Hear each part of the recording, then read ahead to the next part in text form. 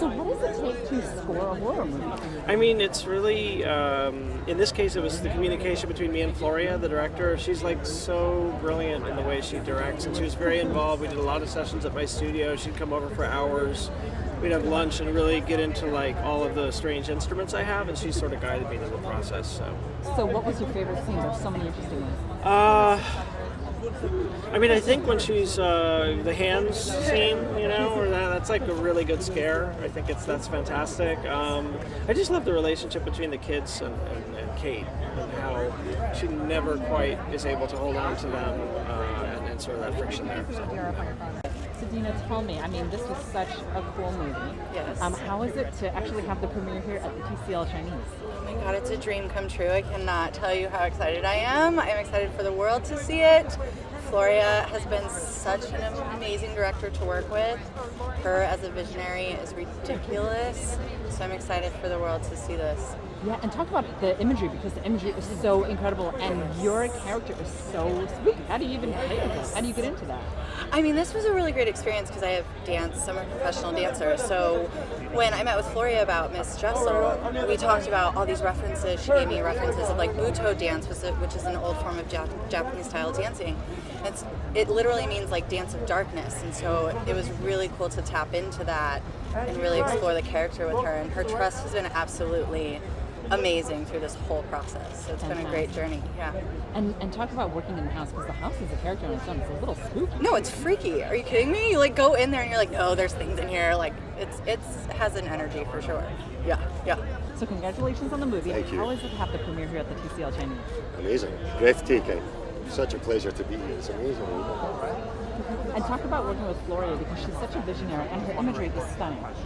A once-in-a-lifetime opportunity to work with an artist such as Floria and to work together on something such as an adaptation of The Turn of the Screw and to play this character. Incredibly exciting.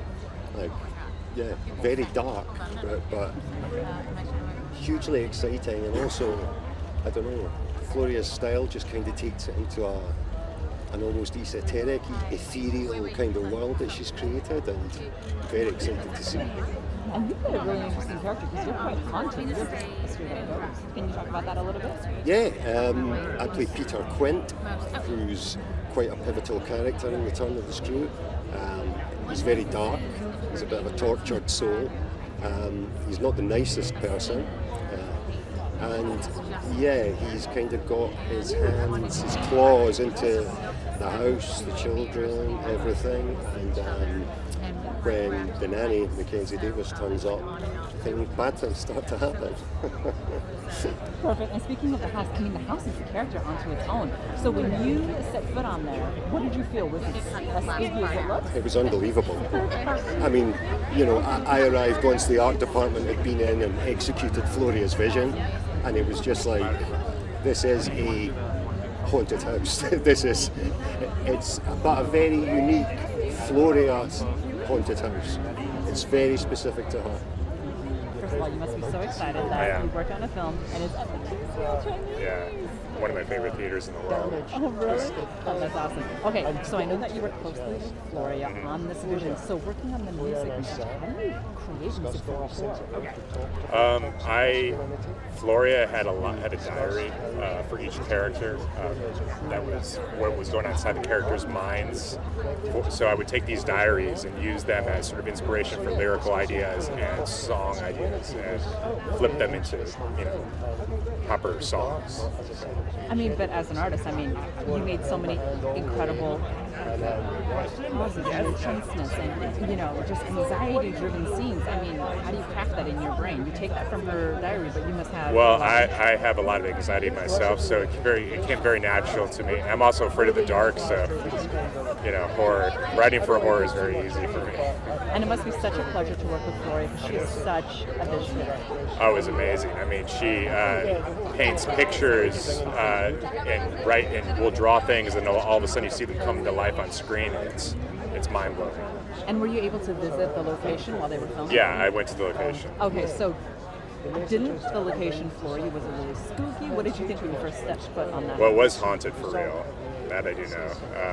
And I was blown away by the sprawliness of it all and how it felt like it just went on and on and on like a big maze. You know? You're having your premiere at the TCL Chinese. That must be so exciting for you. It's like a dream. This place is so historical and so beautiful and magical. I'm just so happy that we're doing the premiere of Turning Here.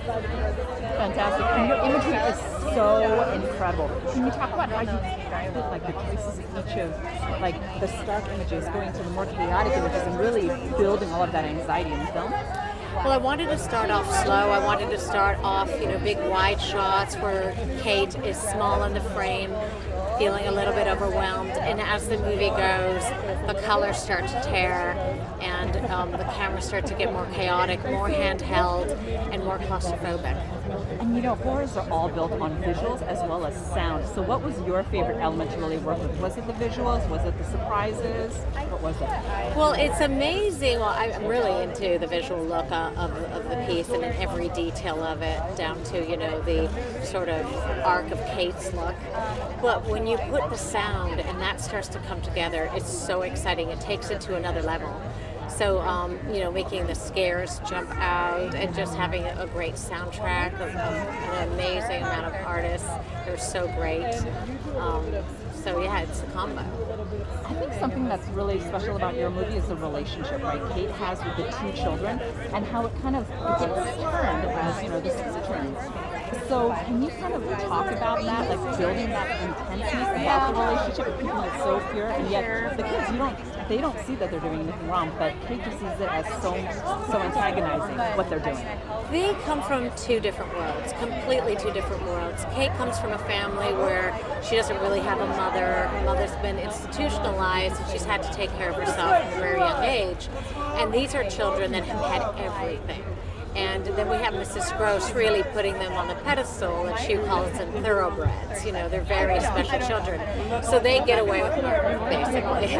So she's in this house where she's just trying to navigate, not sure if it's the kids kind of messing with her or if there are other things at play at the house.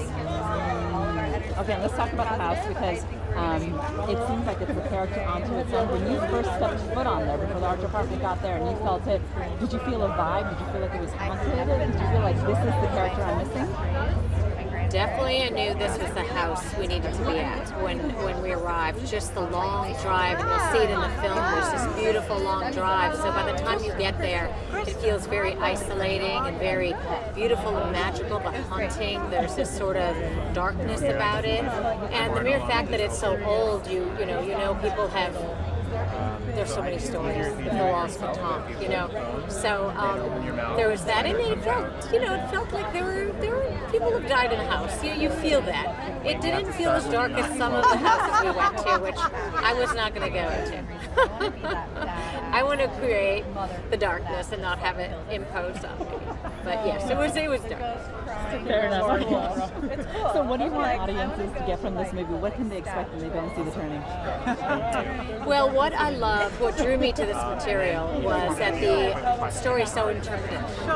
And so many people you can take so many different takes from the book, and so I took that on as a challenge. It was a very exciting thing for me to take on as a challenge for a director. So I want the viewer to feel what the story means to them, and the house is kind of paint the reality, what Kate's reality really is at the end, and have them sort the of house is extremely feel it, grand. create it, Mackenzie's entrance and leaving it into open-ended the for the house. viewer. I'm in the. How does it feel to have your film premiere at the TCL Chinese? It's so exciting, I just can't tell you. I've seen so many premieres on the TV that have been at the Chinese Theatre, and I've never been to one before, so this is just wonderful. It's an amazing experience. And to see everybody here, to see Floria and members of the production here, it's really exciting, yeah. I love your character. Oh, this way? Would you mind just scooting Yeah. over there right there? I love your character in the movie because Oh, thank you. You're really on the side of the kids. Can you talk about the relationship between Kate and the kids? Well, I think Kate feels as if she's a usurper, that she's coming in to take these children from me. And I think that Mrs. Gross has looked after them since her parents died and is actually terribly emotionally attached to them. But she has no right because she is the housekeeper. So I think that she has to accept that this new governess is coming in. But she, in some very deep, unconscious way, she hates her. And she wants her not to be there, and she wants her to go so that she can take over looking after the kids again. But I think she really does hate her and judge her and want her to fail so that she can step back in and take over again. No, when I watched the movie, I thought that the setting is so beautiful, it's so Yeah. haunting. So when you set foot into this house, isn't it a character onto its own, or did you find that it was haunted? And did I find? That it was haunted? No, I didn't find it was haunted because I don't believe in that. But the house is extraordinary. It's formidable. It's so impressive. When you walk in through that drive, you imagine that it's haunted. There's like no way this can't be haunted or have such a history to it. You know, it's amazing, and I think it's been used many times for different films. So I think it has all of that atmosphere. It's deeply ingrained in it. It's very impressive space. My first scene is in the conservatory, which is full of plants and old statues, and it was a very cold day. So when we breathed, it's like you could see our breath, and it was a kind of ice. It was great because it was icy, and it was the way I received Mackenzie's character was that I was icy to her, but it was a very icy day, and I think I had blue lips. How excited are you to have your movie premiere at the TCL Chinese? I feel really special because like everyone's been here, like my favorite like Shirley Temple, Marilyn Monroe, like everybody has been here. Emma Watson, you know, I'm kind of like when I heard it was like doing it at the Chinese Bronx Theater, I'm like, I'm fancy.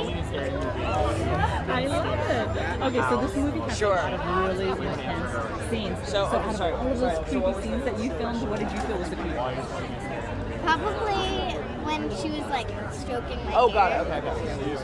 But like, if they did a really good job at protecting me, because I would like, scared because on Dina, set like, who because plays it was such Jessel, a fun set to be like, on. would come in at the last Most of second the and scenes talk that to we me like a normal person, just to show me that it's just her and that, you know, that there's nothing to be afraid of. So what do you think is more scary? You and your brother in the movie when you guys turn to Kate, or do you think the house is more scary? I think me and Finn are more scary. You have that great relationship, right? Yeah. And how was it working in this beautiful house? Was it just the coolest? It was scary? It was so cool because like basically they have so much property, like they have a farm, everything, and then we got to meet the people that live there. They have like two little girls, you know, they just live in this huge mansion. I'm like, oh my god, and like and like it was just super, nothing supernatural went on, but it was just super, like you could tell that it was old.